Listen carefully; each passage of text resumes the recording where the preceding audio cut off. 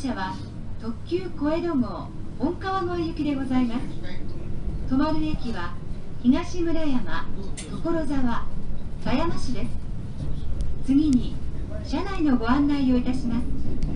この電車は座席指定になっております。特急券の座席番号をお確かめの上、指定の席におかけください。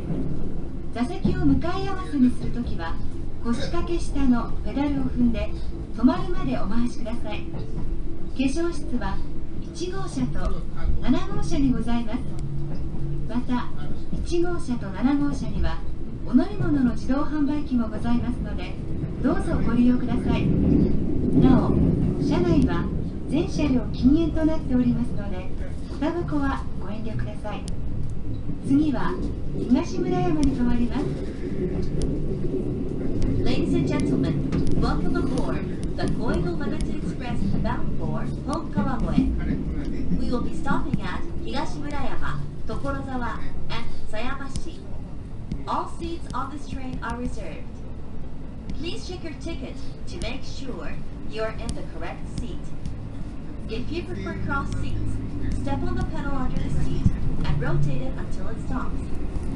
Restrooms are available in cars 1 and 7. Beverage vending machines are available in cars 1 and 7. Please do not smoke in this train. The next station is Higashimurayama.